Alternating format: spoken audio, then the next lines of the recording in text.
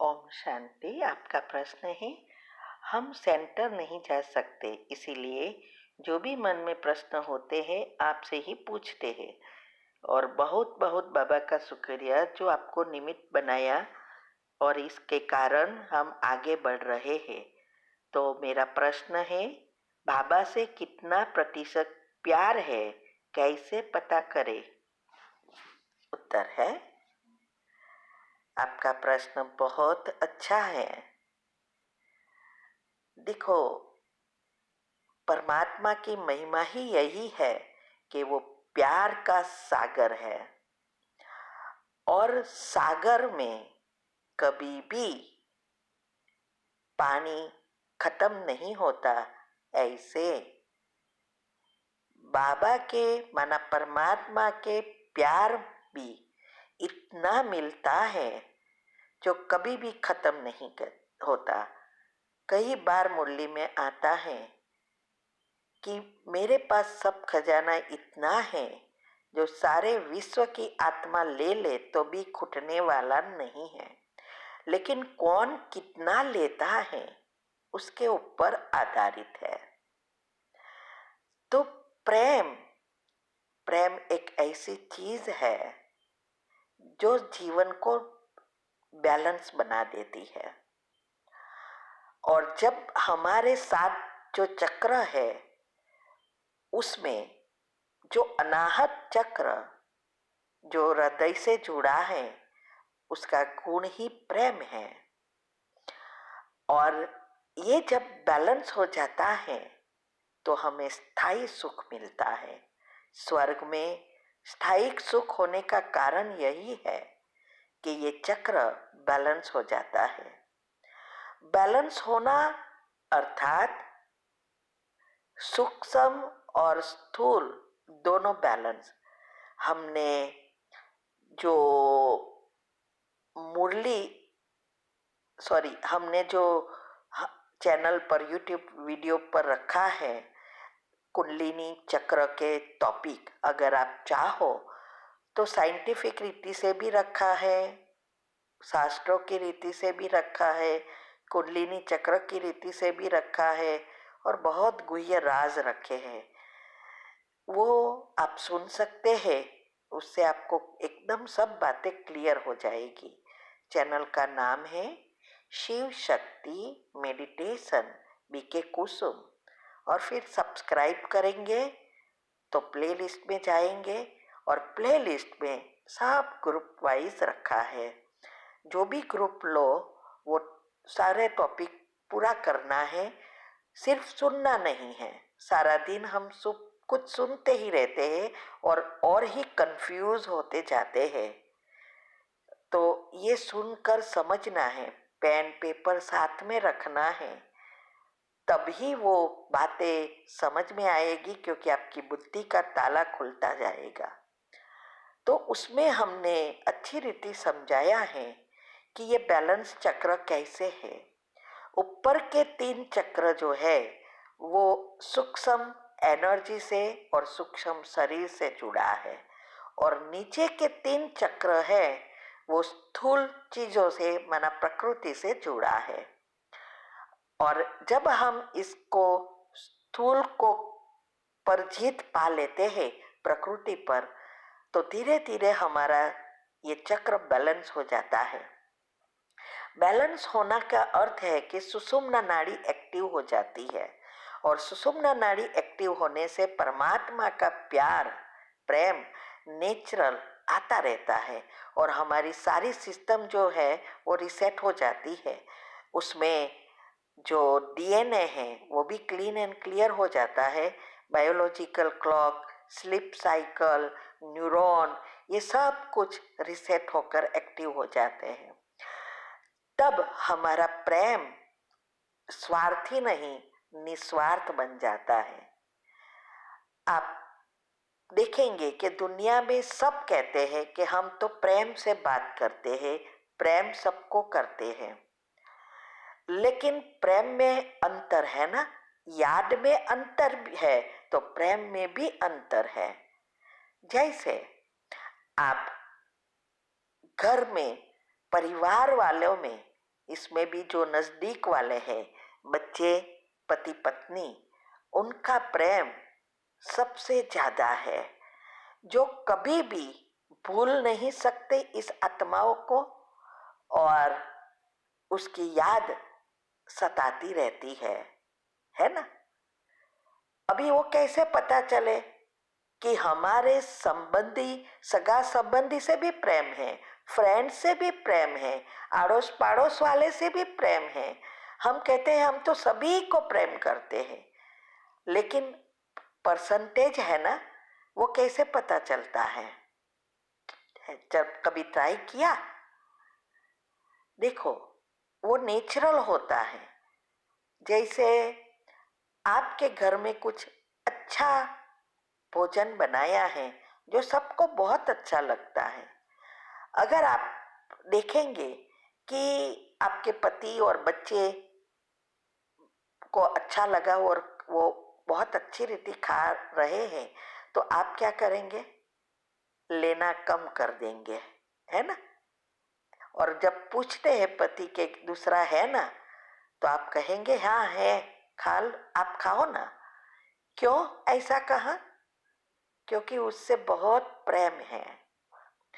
लेकिन बाजू वाला आकर आपको कहे कि थोड़ा राइस है क्या, मेरे बच्चे को चाहिए, तो हम क्या कहेंगे?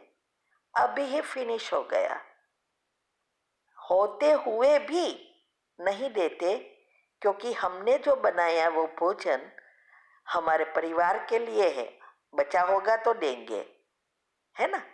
ऐसे ही ये, इससे पता चलता है कि परसेंटेज कम है, ऐसे सभी चीजों से है।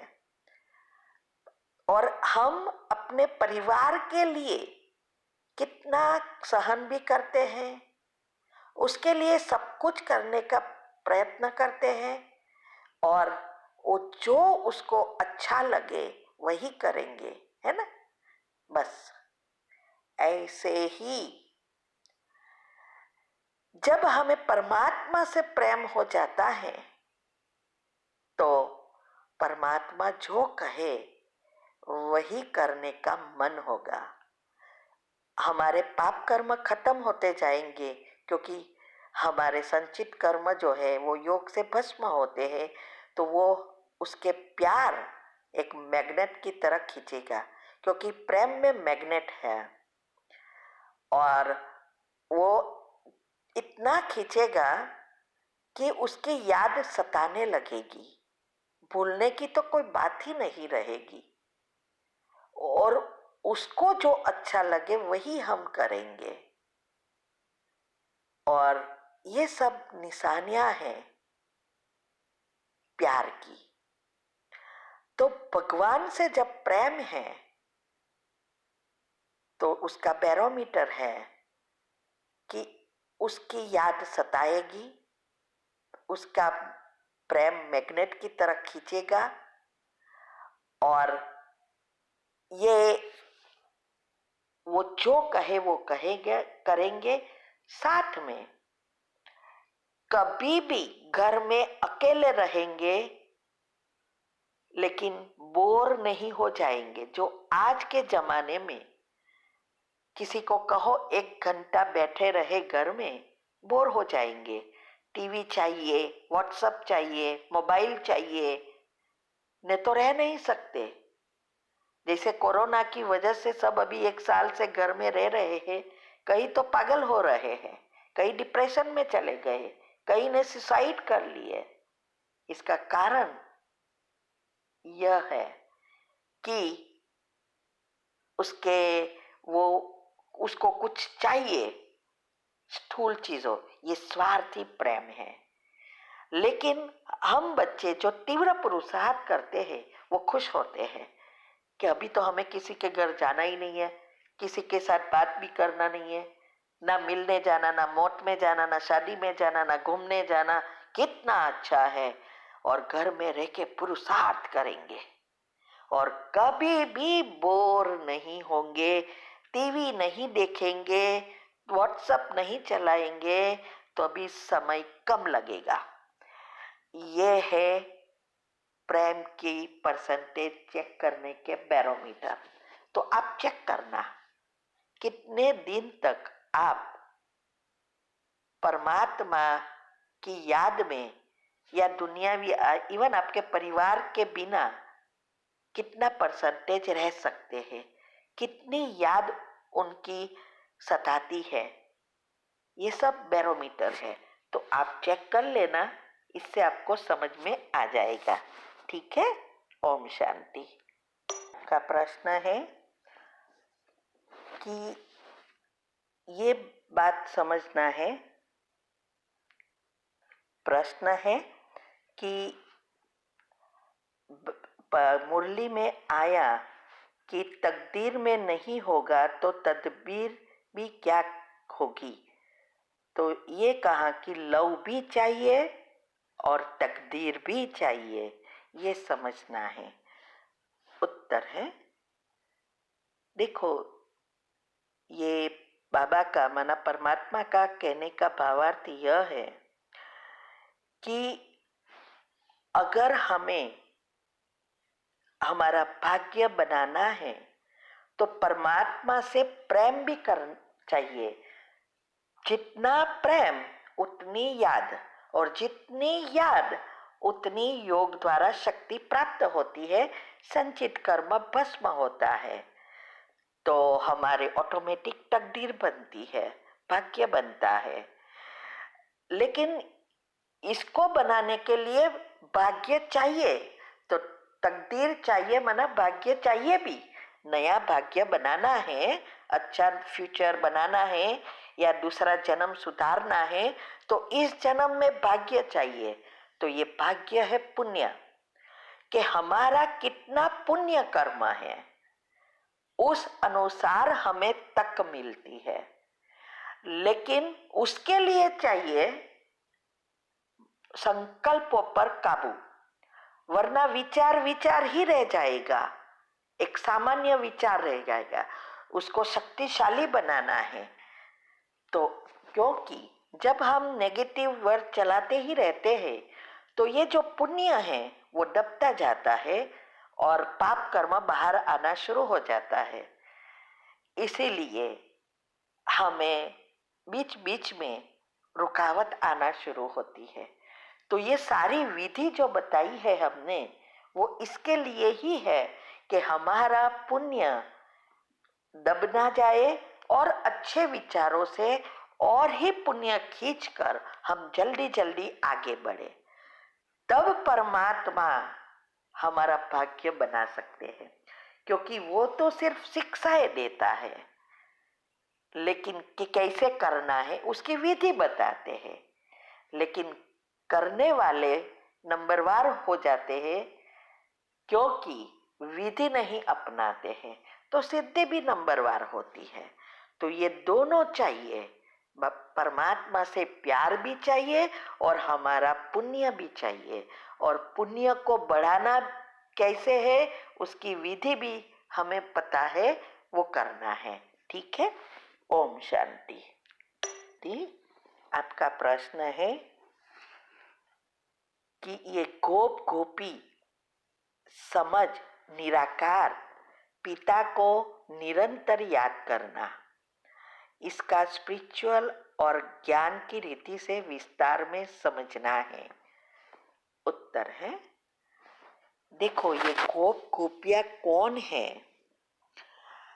उसका मैंने 2 टॉपिक रखे हैं यूट्यूब पर, और 7 दिन के कोर्स में भी आता है, और परसों एक प्रश्न के उत्तर में भी हमने कहा था कि गोपी का अर्थ है गो माना इंद्रिया और पी माना वश कर लेना, पी जाना।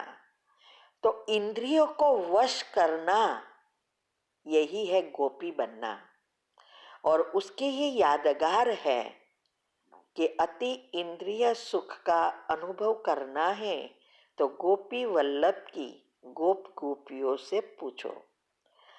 तो ये अभी जो भी परमात्मा के बच्चे बनते हैं और उसमें जो तीव्र पुरुषार्थ करते हैं, वो रोज 11 करेंगे और 7 पत्ते का बिल्ली पत्र चढ़ाएंगे।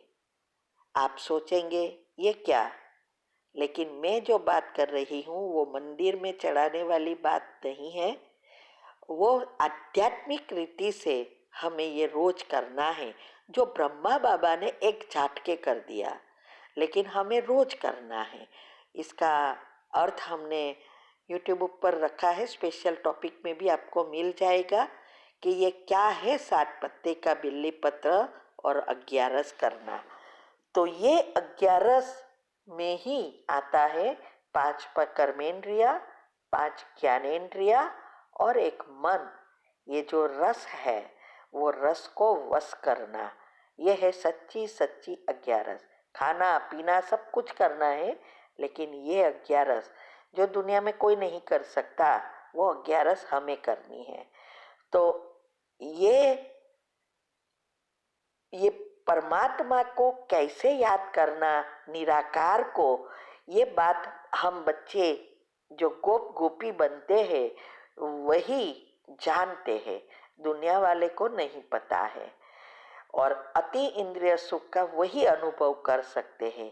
अति इंद्रिय सुख माना स्थूल सुखों से परे की चीज है, नेचुरल खुशी।